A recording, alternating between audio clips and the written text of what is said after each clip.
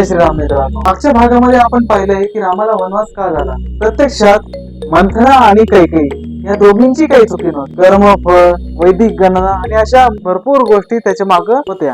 याच्यासारखं रामायणाच्या भागामध्ये आपण त्या 3 स्त्रियांबद्दल जाणून घेणार आहोत ज्यांनी रामाच्या आयुष्यामध्ये काहीतरी एक शिकवण दिली, त्याच्यामुळे राम घडण्यास थोडीशी मदत झाली. आणि यामधील 3 स्त्रियांच्या मागे त्याचा हात होता गुरु विश्वामित्रांचा. तर चलूया आजच्या भागाला सुरू करूया. तर जाणून घेऊया धर्म म्हणजे काय. धर्म म्हणजे मनुष्यानंच निर्माण केलेली एक व्यवस्था ज्यामुळे मानवी सभ्यता आणि संस्कृती यांच्या आधारावर समाज अग्रहायला येतो. थोडक्यात म्हणजे धर्म हा जंगल नियमानुसार वेगळा असायला हवा. जसं जंगलात प्राणी केवळ संरक्षण आणि वंशवृद्धी एवढ्यासाठीच जगतात, पण माणूस या 2 पैलूंच्या पलीकडे विचार करतो आणि त्यामुळेच संस्कृतीचा आणि खऱ्या समाजाचा उदय होतो. बहुजन हिताय बहुजन सुखाय असा विचार करणं ज्यामुळे सर्वांचं कल्याण होईल अशा प्रकारे कर्तव्य करणं याला धर्म असे म्हणतात. पण जे या धर्माचा नुसार राहत नाही त्याला जंगली नाही तर त्या प्रजातीला राक्षस असे संबोधले जाते. चला आपल्या कथेकडे येऊया. तर रामाचे शिक्षण गुरु वसिष्ठांकडे चालू असताना विश्वामित्रांनी राम यांनी माझ्याकडे देखील प्रशिक्षण घ्यावं असं राजा दशरथाला सांगितले. त्यांच्या म्हणण्यानुसार गुरु वसिष्ठ हे फक्त पुस्तकी ज्ञान द्यायचे, त्यामुळे रामाचा पूर्ण विकास नाही होणार. तसेच विश्वामित्रांचा आश्रम हा घनदाट जंगलात असल्याने तिथे बरेचशा राक्षसांचे हल्ले व्हायचे. त्यासाठी देखील त्यांना राजकुमारांची आवश्यकता होती. यामुळेच रामाचे विश्वामित्रांच्या आश्रमात पुढील शिक्षण सुरू झाले. विश्वामित्रांना एकदा एका जंगलामध्ये यज्ञ करण्याची इच्छा होती. त्या जंगलात ताडका नावाच्या एका राक्षसिणीची गुहा होती. ही एकेकाळी यक्षिणी होती, पण अगस्त्य ऋषींच्या शापामुळे ही राक्षस होईल असा शाप देण्यात आला. विश्वामित्रांनी रामाला ताडका राक्षसिणीला मारण्याचा आदेश दिला. राम सुरुवातीला संकोचला, कारण राक्षसी नसली तरी ती एक स्त्री होती, पण गुरूंचा आदेश असल्याने त्यांनी तिला ठार केले. आता जाणून घेऊया याच्या स्टोरीमागे काय लपलंय. वैदिक जीवन पद्धतीत स्त्री हत्या हा एक गंभीर गुन्हा समजला आहे आणि राम यामुळे खूप पश्चाताप करत होता. त्याला असं चिंतामग्न पाहून गुरु विश्वामित्रांनी त्याला असे सांगितले की स्त्री आणि पुरुष या दोघांसाठी देखील हा धर्म एकसारखाच असतो. त्यामुळे स्त्री जरी असली तरी ती धर्मविरोधक कृत्य करत होती आणि अशा कृत्यांना क्षमा करता येणे शक्य नव्हते. त्यासाठीच तिला मृत्यूदंड होणं गरजेचं होतं. तर ही ताडका नावाची जी स्त्री आहे ती झाली पहिल्या प्रकारची स्त्री. हिच्याकडून आपल्याला काय शिकायला भेटते हे आपण शेवटी पाहूया. आता वळूया दुसऱ्या स्त्रीकडे. अशा प्रकारचीच शापित असलेली दुसरी स्त्री म्हणजे देवी अहल्या.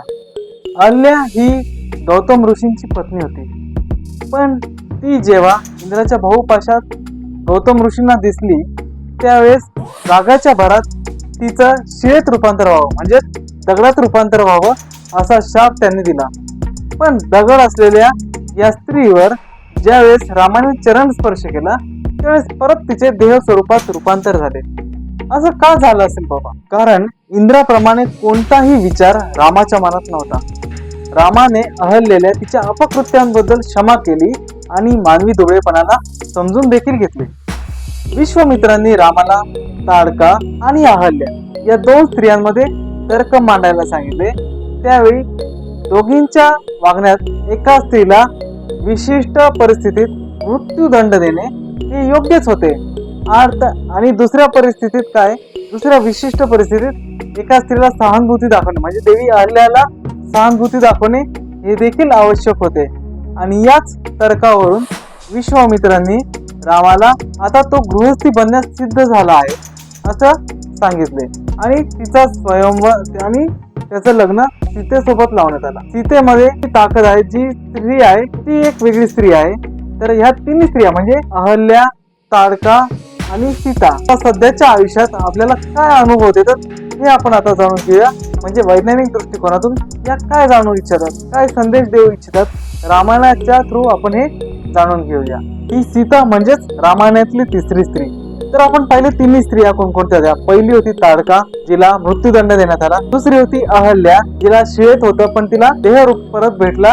आणि तिसरी आहे सीता, ज्याच्यासोबत रामाचा विवाह झाला. रामाने सीतालाच का विवाह योग्य मानलं तर त्यासाठी जाणून घेऊया या 3 स्त्री आणि त्या 3 स्त्रियाचं आपल्या आयुष्यातलं महत्व, आपण काय त्यांच्याकडून शिकणं योग्य आहे हे आपण जाणून घेऊया. स्त्री म्हणले की ती दर्शवते शेत जमीन. या 3 स्त्रिया जमिनीचे विभिन्न प्रकारांकडे निर्देशित करतात. ही सगळी शेत जमिनीचे प्रतीक आहे, कारण सीतेचा जन्म जमीन नांगरतानाच झालेला. दुसरी जमीन म्हणजे अहल्या.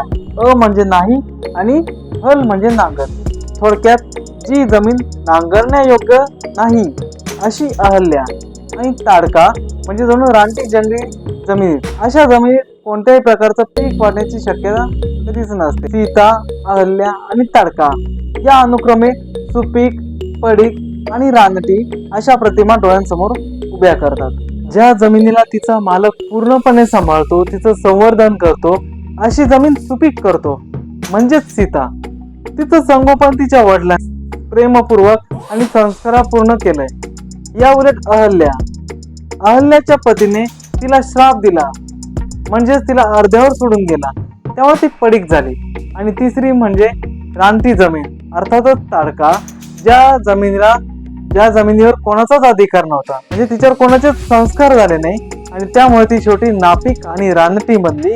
अशा ह्या 3 स्त्रिया 3 प्रकारच्या जमिनी दर्शवतात. खरं तर रामायण एवढं मोठं आहे की छोट्या छोट्या एपिसोड मध्ये मावू शकत नाही. त्यासाठी आपल्याला त्याला काही पार्टिशन केले. जसे ह्या एपिसोड मध्ये आपण 3 स्त्रिया म्हणजे शेत जमीन याच्यानुसार पाहिलं.